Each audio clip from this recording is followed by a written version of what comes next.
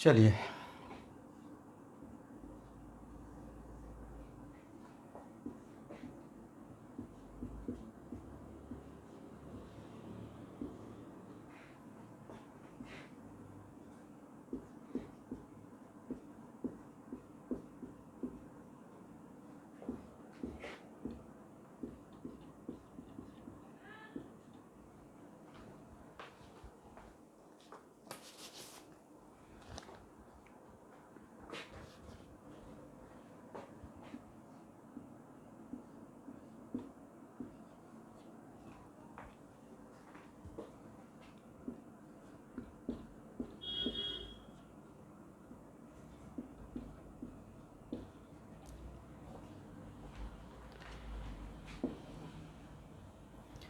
Okay everyone, यहाँ पे पूरे सैंपल का इसमें के कार्बन हाइड्रोजन ऑक्सीजन तीनों है, उसका हम लोग क्या लिए हैं 0.15 ग्राम, right.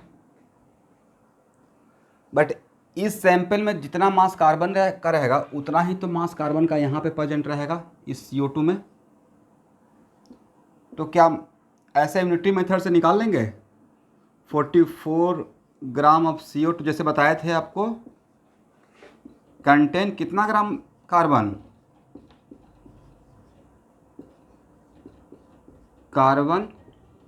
Therefore 1 gram carbon, sir 12/44, therefore 0.33 gram carbon, sir 12/0.33 कितना हो गया एवरीवन 0. Okay very good. वैसे ही फिर से सिंस और देयरफॉर हाइड्रोजन के लिए करेंगे, राइट। 18 ग्राम वाटर कंटेन कितना ग्राम हाइड्रोजन, बोलते रहिए 2 ग्राम ऑफ हाइड्रोजन। स्टूडेंट को थोड़ा बहुत बीच बीच में बोलने से टीचर को कॉन्फिडेंस मिलता रहता है। Then 1 gram water 2/18, then 0.18 gram water, यहाँ तक नज़र आ रहा है आप लोग को बोर्ड, 2/18/0.18 कितना हो जाएगा सर 0. ओके तो सर यहाँ से तो मास ऑफ ऑक्सीजन भी निकल जाएगा। मास ऑफ ऑक्सीजन के लिए क्या लिख सकते हैं 0.15 minus mass of carbon plus mass of hydrogen, क्योंकि यहाँ पे जो हाइड्रोजन का मास है वही तो यहाँ पे था, यहाँ पे जो कार्बन का था वही तो यहाँ पे था, right. According to conservation of mass या according to conservation of atom, तो कितना हो जाएगा mass of oxygen 0.04 gram. Very good. अब देखिए एक शॉर्टकट ट्रिक बताएं आपको, जिससे कि थोड़ा सा कैलकुलेशन करने से बचिएगा। चलिए इसको यहाँ पे लिखिए, हो गया ना।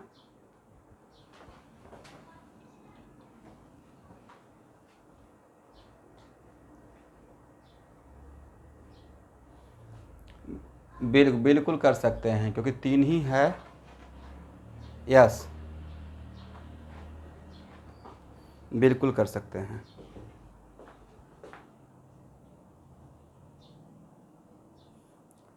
माँ क्या बोले, हाँ बोल। बिल्कुल बिल्कुल, ये तो जस्ट मैंने यहाँ पे निकाल के रख दिया, बट इसका रिक्वायरमेंट यहाँ पे था ही नहीं, राइट। तो ये तो पता है कि तीनों मिलाकर 100 होना है, राइट। अब इसको हटाएं,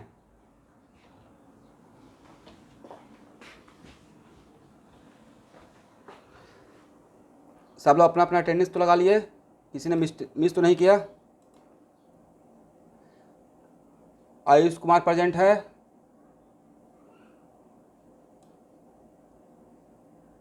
रोजा बरुआ अभी अटेंडेंस लगा है। नहीं मिल गया है।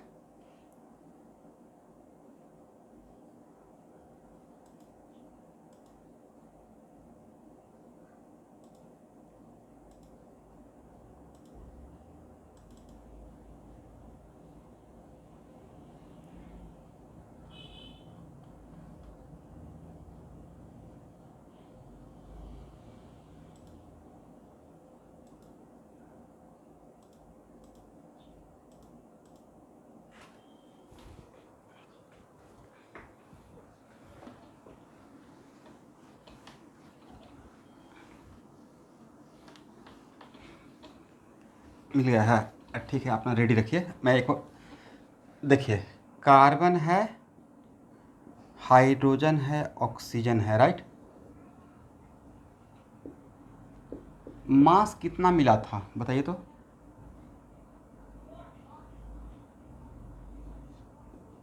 0.09 ग्राम, और इसका 2 ग्राम, और 0.09/12 कितना आता है देखिए तो। जस्ट 0.09/12 करना है, 0.0,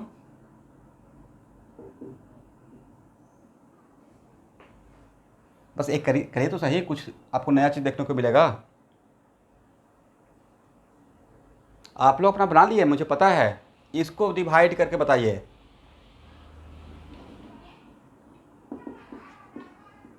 0.00 के बाद क्या कोई नंबर है? 0.00,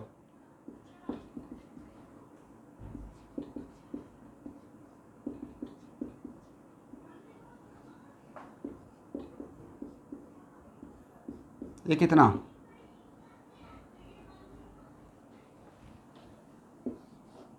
0.0025। सबसे छोटा नंबर कौन है? 0.0025 ना।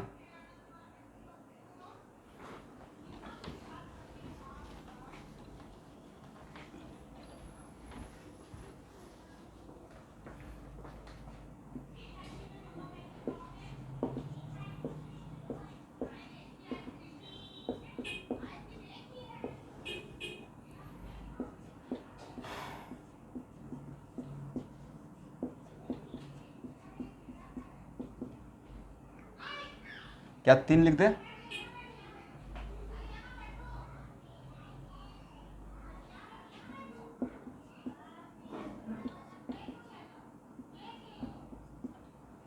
डिवाइड करेंगे तो कितना आएगा?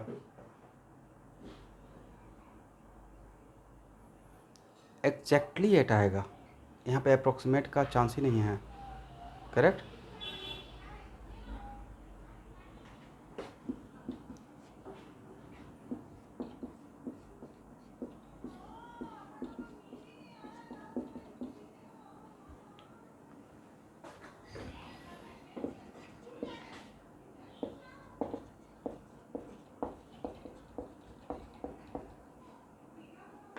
किसी के मन में कुछ उधेड़ बुन चल रहा है, कुछ डाउट चल रहा है कि क्या किए सर, तो पूछिए।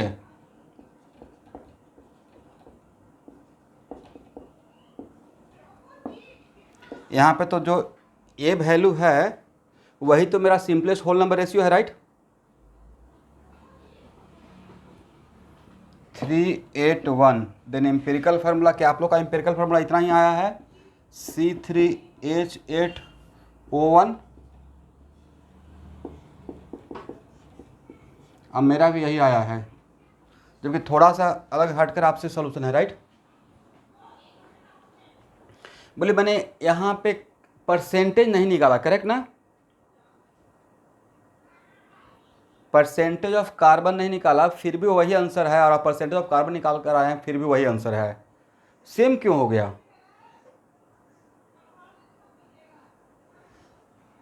तो सर सेम इसलिए हो गया कि परसेंटेज जब निकालते थे, परसेंटेज का मतलब क्या? 100 ग्राम लेकर सैंपल का मास 100 ग्राम, राइट। परसेंटेज का मतलब क्या कि सैंपल का मास 100 ग्राम, उसमें कार्बन इतना gram. 100% of carbon equal to, मान लेते 60%। इसका मतलब out of 100 gram of the sample carbon का mass 60 gram. Is it right? और 60 ग्राम को फिर आप इसका मतलब है कि out of 100 gram 60 gram carbon है, तो उसको 12 से डिवाइड करके number of mole of atom निकाल रहे थे। तो भाई मैं 100 ग्राम का सैंपल लेकर काम करूं या 30 ग्राम सैंपल लेकर काम करें, 30 ग्राम सैंपल में कार्बन का मास अगर पता चल जाए तो मैं मास ऑफ द सैंपल भी तो लेकर काम कर सकता हूं। मैंने क्या किया? Mass of carbon, mass of mass of oxygen, right. मैंने क्या किया, मैं अपना टोटल सैंपल का मास कितना लिया, मैं टोटल सैंपल का मास पकड़ लिया 0.15 ग्राम, राइट। आप लोग पकड़े 100 ग्राम, करेक्ट ना, परसेंटेज में काम किए तो। अब मैं अपना टोटल इतना में काम किया, करेक्ट, ये मेरी मर्जी थी, पॉइंट ऑफ व्यू तो सेम था, करेक्ट ना। आप 100 ग्राम में relative number of mole of atom निकाल रहे थे, मैं इतना ग्राम में सबका निकाल रहा था। दिस इज द वजह कि एक तरीका ये भी हो सकता है कि आपको सैंपल का अगर मास पता है, ठीक है स्टूडेंट, अगर सैंपल का मास पता है, उसमें इंडिविजुअल एलिमेंट का मास पता हो गया, तो विदाउट फाइंडिंग द परसेंटेज, मतलब परसेंटेज निकालने से थोड़ा बच जाइएगा एक step, without finding the percentage individual mass निकाल कर एटॉमिक वेट से डिवाइड करेंगे, तो एक्चुअली एटॉमिक वेट से डिवाइड करने के बाद यहाँ जब आएंगे तो आपको वही दिखेगा, ठीक है। मैंने फिर से बोल रहा हूँ, परसेंटेज में काम करना मतलब 100 ग्राम में काम करना, राइट। और अगर सैंपल का मास 0.15 ग्राम दिया हुआ है, उसमें इंडिविजुअल का अगर आप निकालते हैं, इंडिविजुअल का निकालते हैं 0.0, जैसे मैंने कार्बन का, हाइड्रोजन का, ऑक्सीजन का, और इसका परसेंटेज निकाल कर इसी का मैंने मास पकड़ लिया, राइट। इसका मतलब मैं 0.15 ग्राम में काम कर रहा हूं, आप किस में काम कर रहे हैं, 100 ग्राम में काम कर रहे हैं, करेक्ट। दोनों से आंसर पे कोई फर्क नहीं पड़ेगा, बिकॉज दोनों के केस में हम लोग को रिलेटिव नंबर ऑफ मोल, आप percentage of carbon divided by, मान लेते हैं परसेंटेज ऑफ कार्बन आपका कितना आया था, परसेंटेज ऑफ कार्बन जरा बताएं तो यहां से। अच्छा 60% ही आया है, तो 60/12 कर रहे होंगे, तो 60/12 करने से क्या मिला था आपको,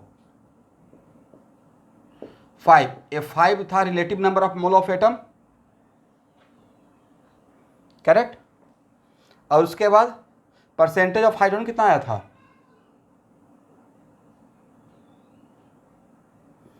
13.33, डिवाइडेड बाय 1 करने से रिलेटिव, तो ये 60/12 की है, you get what, you get relative number of mole, मतलब number of mole of atom of carbon out of 100 gram sample में, जिसमें कार्बन, हाइड्रोजन, ऑक्सीजन तीनों था, उसमें कार्बन का number of mole of atom, फिर हाइड्रोजन का number of mole of atom, और उसके बाद ऑक्सीजन का number of mole of atom, right. इसका मतलब परसेंटेज में का मतलब 100 ग्राम में आपने 100 ग्राम लिया और सबका number of mole of atom निकाला। मैं क्या किया कि मैं 100 ग्राम लेकर नहीं काम कर रहा हूं, मैं 0.15 ग्राम में ही काम कर लिया, परसेंटेज नहीं निकाला। और 0.15 ग्राम में मैं कार्बन का मास इतना, हाइड्रोजन का मास इतना, इस ऑक्सीजन का मास इतना, और इसको एटॉमिक वेट से डिवाइड कर दिया। तो एटॉमिक वेट से डिवाइड करने से मुझे क्या मिल गया, number of mole of atom, और आप परसेंटेज बाय एटॉमिक वेट से डिवाइड करते थे, तब भी आपको क्या मिल रहा है, number of mole of atom, right.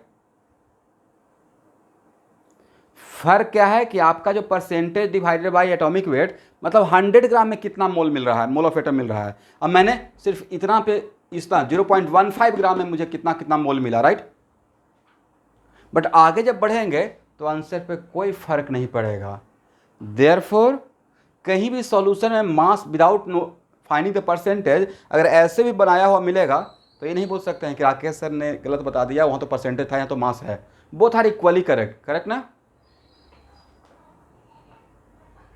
आया, इसका तो प्रमाण यहाँ पे है, आंसर तो सेम ही आया ना।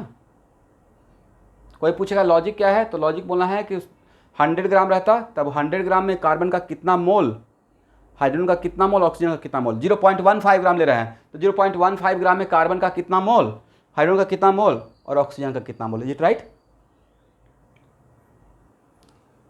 अब किसी को डाउट है तो पूछिए।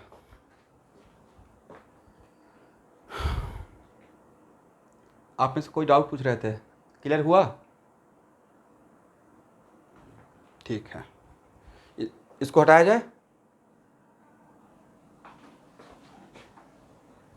Then you are waiting for what, do the question number 2 class assignment का।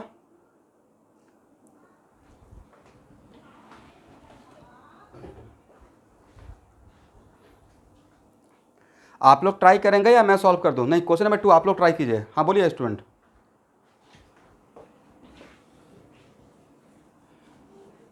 आप में से कोई डाउट पूछ रहे थे कुछ?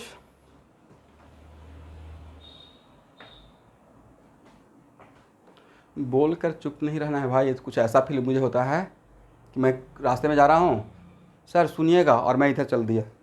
हाँ बोलिए।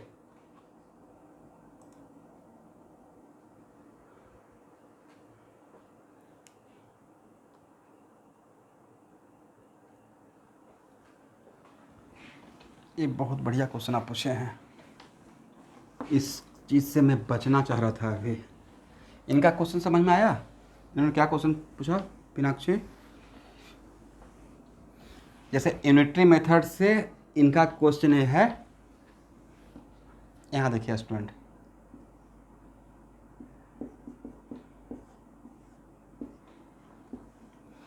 इनका क्वेश्चन ये था, अब क्वेश्चन नंबर 2 मत सॉल्व कीजिए, ये बढ़िया एक क्वेश्चन इन्होंने डाउट पूछा है और बिल्कुल लॉजिकल क्वेश्चन है। इन्होंने बोला कि सर जैसे आपने यहाँ पे यूनिटरी मेथड कार्बन के लिए निकाला कि 44 gram of CO2 contain 12 gram carbon, correct? अब समझे बात को? वैसे ही सर यहाँ पे यूनिटरी मेथड ऑक्सीजन के लिए यहाँ पे और यहाँ पे, करेक्ट, दोनों पे लगाकर ऑक्सीजन का मास आपने क्यों नहीं निकाला, राइट? तो एक काम करके एक बार देखते हैं, बाद में समझाएंगे कि मैंने क्यों नहीं किया, ठीक है ना? लिखते हैं 44 ग्राम ऑफ CO2 कंटेंट कितना ग्राम ऑक्सीजन?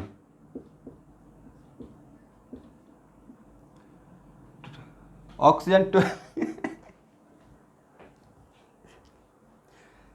नहीं, कभी कभी आप लोग, मैं थोड़ा उदास भी रहता हूँ ना, तो मेरा एकदम होता है ना, चेहरे पे खुश ले आते हैं आप लोग। 32 ग्राम ना?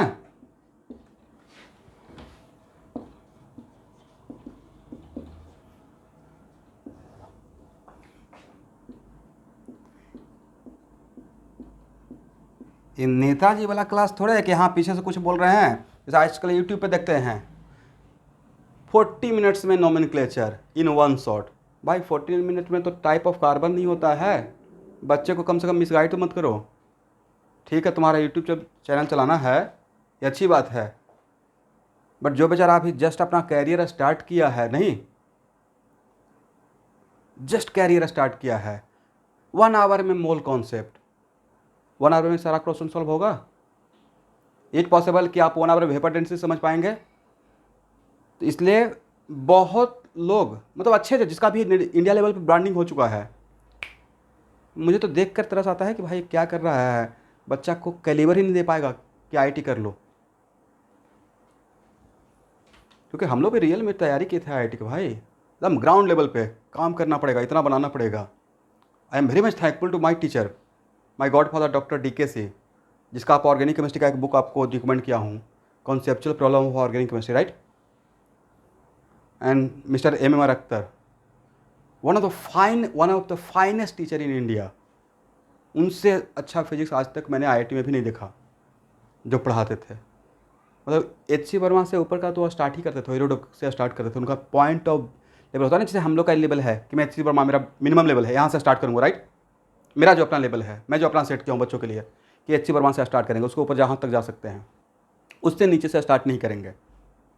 वैसे ही मेरे टीचर का था मिनिमम ईरोडो, बहुत अच्छी बुक है, वहाँ से उनका लेवल चलता था। एनीवे, तो 44 gram of CO2 contain 32 gram of oxygen, then 1 gram of CO2। Okay, then कितना ग्राम CO2 था आपके पास? 0.33 ना? तो 32 बाय, 1 मिनट रुकिए, अब तो सॉल्व तो करने दीजिए भाई। सही है? यहाँ से क्या मिला आपको? सर यहाँ पे मिला मास of oxygen present in CO2, correct? Mass of oxygen, तो यहाँ पे वैल्यू बताइए कितना है, कैलकुलेट करके एग्जैक्ट कैलकुलेशन कीजिए। 0 पॉइंट,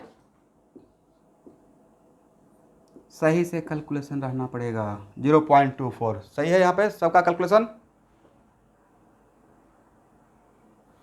ओके एवरीवन, मीनाक्षी जी आपका क्वेश्चन है ना, ध्यान देते रहिएगा। ओके, फिर से हम लोग यहाँ वाटर के लिए 18 ग्राम ऑफ वाटर कंटेन कितना gram oxygen? 16 gram of oxygen. तो वाटर कितना बना था? देयरफॉर 1 ग्राम 16/18, करेक्ट। देयरफॉर कितना ग्राम वाटर बना है? 0.18 ना, 0.18 कितना होगा एवरीवन? 100, 0.16 ग्राम, करेक्ट।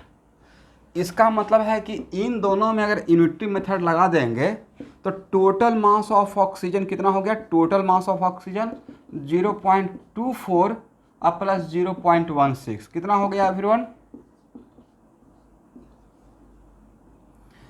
बहुत बढ़िया, 0.4 ग्राम ऑक्सीजन। अब मेरे सैंपल का मास ही था 0.15 ग्राम, राइट।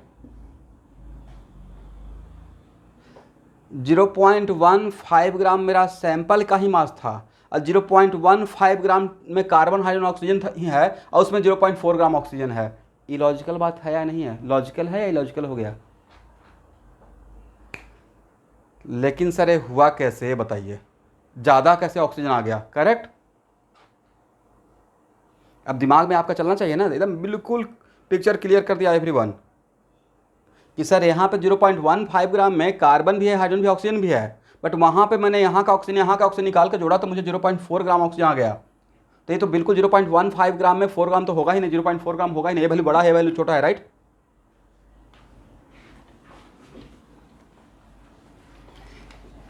तो सर इस टाइप का क्वेश्चन कहीं मिलेगा? बिल्कुल मिलेगा, बहुत सारा क्वेश्चन, एक चैप्टर है उसमें इन सब चीज़ों पे हम लोग बात करते हैं।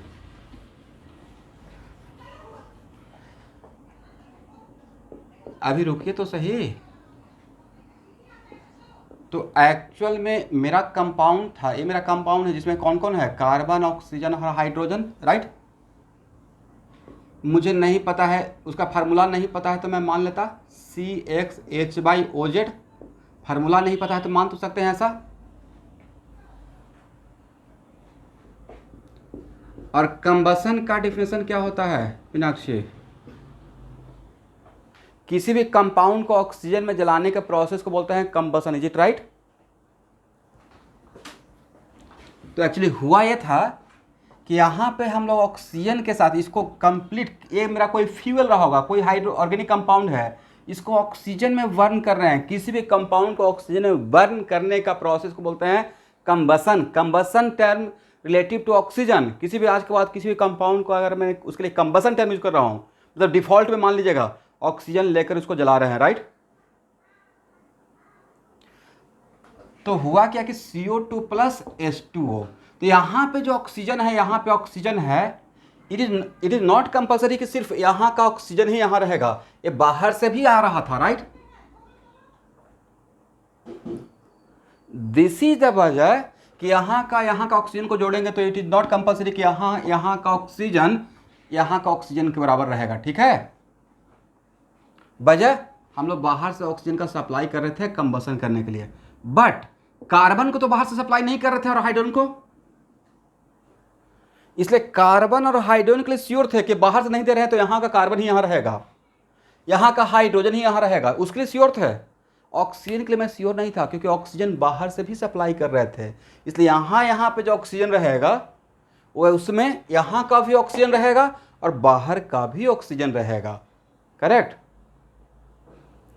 और फिर भी आप मेरे पर भरोसा नहीं करते, लेकिन मैंने इसीलिए कैलकुलेशन करके प्रूफ कर दिया कि देखिए यहाँ से जोड़े तो 0.4 आया, जबकि सैंपल का ही मास ही 0.15 ग्राम है। ये तो पॉसिबल ही नहीं है, राइट, कि 0.15 में 0.4।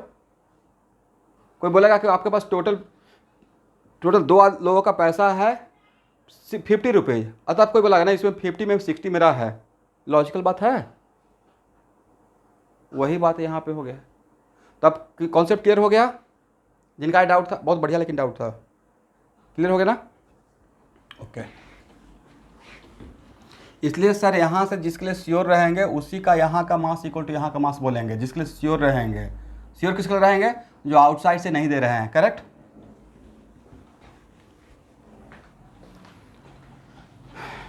चलिए, तो अब क्वेश्चन नंबर 2 बनाएंगे आप लोग। बनाइए।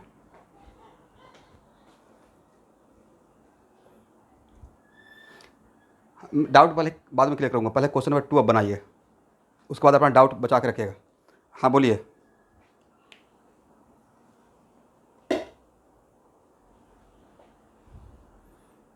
वन पॉइंट 1.37, तो 1.37 को 1.37 ही रहने दीजिए, राउंड अप मत कीजिए।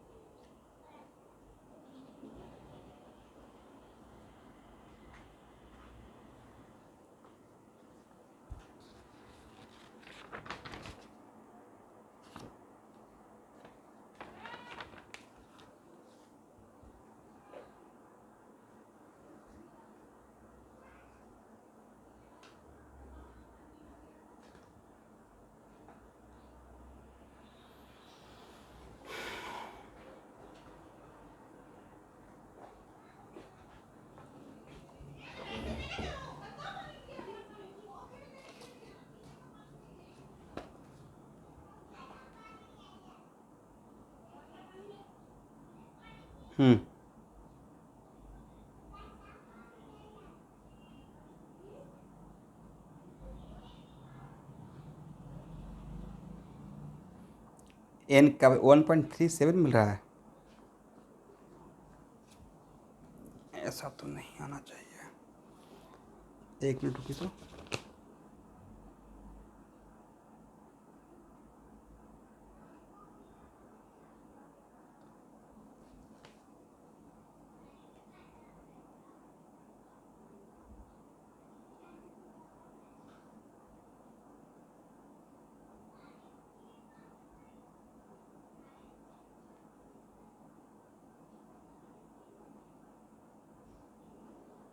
अच्छा, एम्पिरिकल फार्मूला क्या आया है?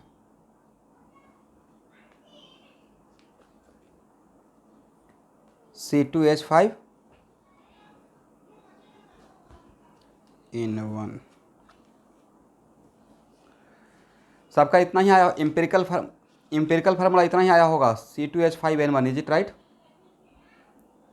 मान लेते हैं, लेट अस सपोज स्टूडेंट, अगर सिर्फ इस क्वेश्चन में एम्पिरिकल फार्मूला ही देते हैं, find out the empirical formula of the compound, correct, तब तो आप C2H5N1 यहाँ तक आ गए। एम्पिरिकल फार्मूला अगर फाइंड आउट करने के लिए दिया जाता तो क्या मोलिकुलर वेट का रिक्वायरमेंट होता और एन का, जो एन निकालते हैं,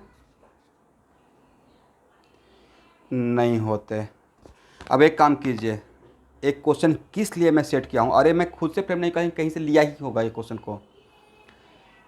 जितना भी परसेंटेज दिया हुआ है सबको जोड़िए, तो जितना भी परसेंटेज दिया हुआ है सबको ऐड करें क्वेश्चन नंबर 2 में।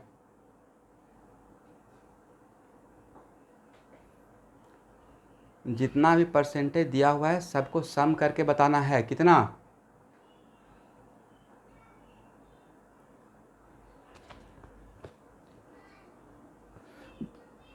भाई लेकिन आना तो चाहिए था 100, जो भी आ रहा है 100 तो नहीं आ रहा है ना। यही इस क्वेश्चन का खासियत था, this is the main point, जानबूझ के क्वेश्चन दिया गया था। तो आज के बाद इस क्वेश्चन से क्या सीखे कि आज के बाद किसी भी ऑर्गेनिक कंपाउंड का रहेगा, ठीक है, यहाँ से नोट कर लीजिए, अगर ऑर्गेनिक कंपाउंड में कुछ एलिमेंट दिया हुआ है और अगर परसेंटेज एक बार क्रॉस चेक कर लेंगे, जोड़कर अगर 100 नहीं, क्योंकि सब ने बनाना स्टार्ट कर दिया, आप में से एक ने भी जोड़कर नहीं देखा कि 100 हो रहा है या नहीं हो रहा है, राइट। आप इतना ट्रस्ट कर लिए क्वेश्चन पे कि जोड़े ही नहीं, राइट। तो आज के बाद आज के बाद अगर जोड़कर अगर 100 नहीं होता है तो बाकी परसेंटेज ऑक्सीजन का लेना है, कन्वेंशन, ठीक है। इसलिए लिख लीजिए, भूल जाइएगा, कि अगर ऑर्गेनिक कंपाउंड है और जोड़ने के बाद अगर 100 नहीं होता है और अगर ऑक्सीजन के बारे में साइलेंट है, कुछ नहीं बोला गया है, मतलब रेस्ट वहाँ पे परसेंटेज ऑक्सीजन का लेना है, पकड़ना है, ठीक है। इसलिए सबका क्वेश्चन एक साथ रॉन्ग हो गया। फिर से बनाइए, मैंने बनाइए नहीं, मतलब फिर से एक बार देख लेना है। ऑक्सीजन का परसेंटेज, रेस्ट परसेंटेज ऑक्सीजन का रहेगा, ओके।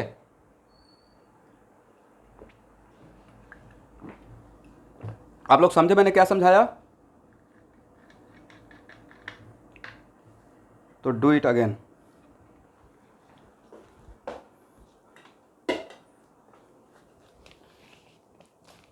और यहाँ देखिए, मैं एक क्वेश्चन जिस सोर्स से भी लिया हूँ वो दिखा रहा हूँ, अदरवाइज लग सकता है ना कि सर शायद आपने छोड़ दिया होगा। यहाँ देखिए एक क्वेश्चन, देखिए तो इसमें क्वेश्चन नंबर 2 है, एक्सरसाइज का है, और इसका आंसर क्वेश्चन नंबर 2 का आंसर देखिए, ऑक्सीजन है ना। यस, इसका मतलब मेरा कोई मिस्टेक इसमें नहीं है, ऐसा नहीं कि सर आपने ऐसा किया।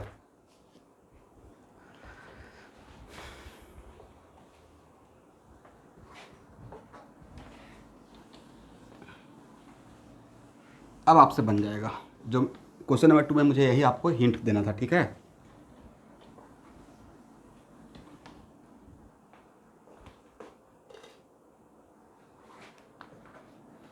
देन कार्बन, हाइड्रोजन, नाइट्रोजन, और अगर ऑक्सीजन का नहीं दिया, बात किया हुआ है, लेकिन अगर इन तीनों को जोड़कर 100 नहीं होता है तो रेस्ट ऑक्सीजन का ले लीजिएगा। तो कार्बन का कितना परसेंट था?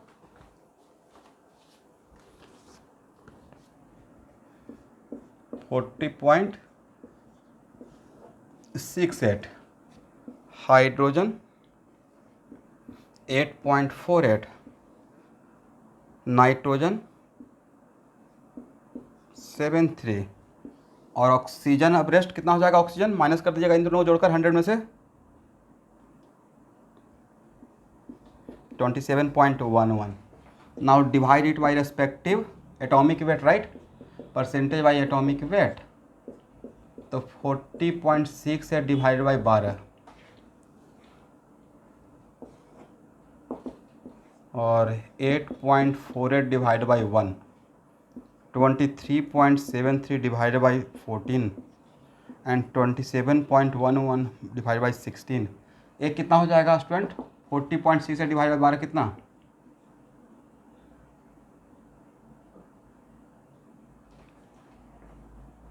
क्या इसका 8.48, राइट, इसका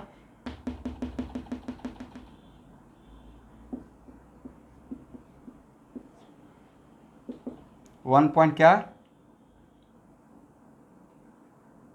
6995, और 27.1 डिवाइड बाई 6 हाउ मच?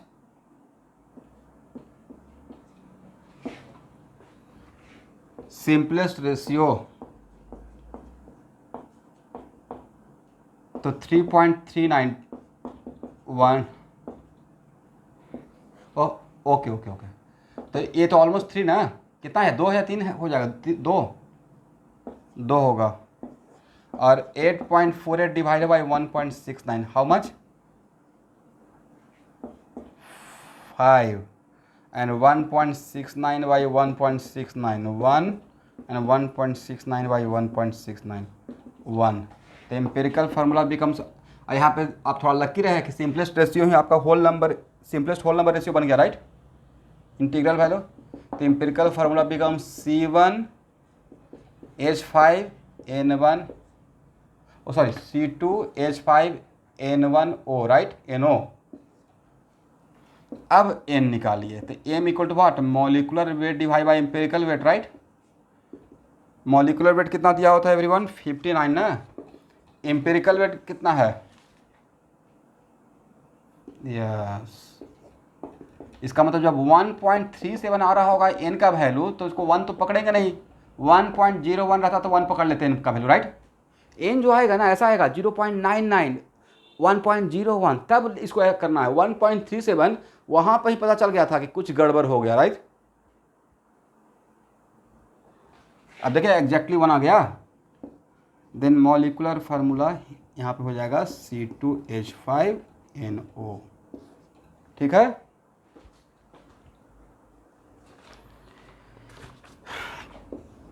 तो सबको मेरा ये बात याद रहेगा कि क्लास असाइनमेंट का ऐसा नहीं कि सर भूल ही गया। क्लास असाइनमेंट का टॉपिक का नाम क्या है? Empirical formula. ज़्यादा क्वेश्चन आपको नहीं दे रहा हूँ, बस क्वेश्चन नंबर 2 तो मैं ही सॉल्व कर दिया ना। तो क्वेश्चन नंबर 3 से लेकर 12 तक ट्राई करेंगे। तो ओनली कितना क्वेश्चन? 9 क्वेश्चन है, मतलब मोटा मोटी एक दिन में 1.2 क्वेश्चन। चलिए, या कम कर दें, डेली एक क्वेश्चन 12 तक सॉल्व कीजिए। इसमें 19 क्वेश्चन है। तो अभी एम्पिरिकल फार्मूला का नेक्स्ट मंडे या 2 मंडे का टाइम दे दें, नेक्स्ट मंडे थ्योरी बढ़ाते हैं।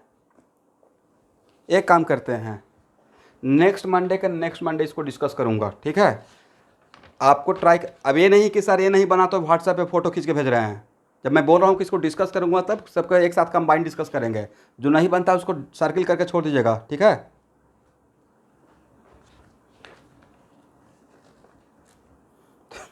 क्वेश्चन नंबर 3 से लेकर कितना है, पेज नंबर 12 में जाइए। तो पेज नंबर 12 में भी है 19 तक। कोई बात नहीं है तो अच्छा बात है ना कि बढ़िया से प्रैक्टिस हो जाएगा। आपका बोर्ड का प्रैक्टिस हो गया। स्कूल में ये जो ले रहे हैं, स्कूल से हम लोग स्कूल के लेवल से ऊपर चलेगा, एम्पिरिकल फार्मूला में इतना से बन जाएगा स्कूल में, ठीक है।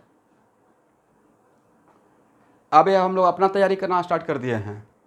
किसी भी चैप्टर का 5-10 क्वेश्चन जो फर्स्ट का रहता है आसान वाला, वही है स्कूल का एग्जाम का लेवल, करेक्ट। तो क्वेश्चन नंबर 3 से लेकर 19 तक कमिंग मंडे के नेक्स्ट, कमिंग मंडे मतलब कमिंग मंडे को छोड़कर नेक्स्ट मंडे डिस्कस करूंगा। और नेक्स्ट मंडे मैं स्टार्ट करूंगा नेक्स्ट टॉपिक कॉन्सेंट्रेशन। कॉन्सेंट्रेशन का मतलब molarity, molality, normality and etcetera, ठीक है। इस हम तो टर्म सुने होंगे, मोलरिटी। ओके, तो वो टॉपिक सुनो। अब मोलरिटी अगर रेगुलर क्लास में स्टार्ट कर रहे हैं तो क्या इसको स्कूल के वाला क्लास में पढ़ाने का रिक्वायरमेंट है, या यहाँ पर ही काम चल जाएगा सब कुछ?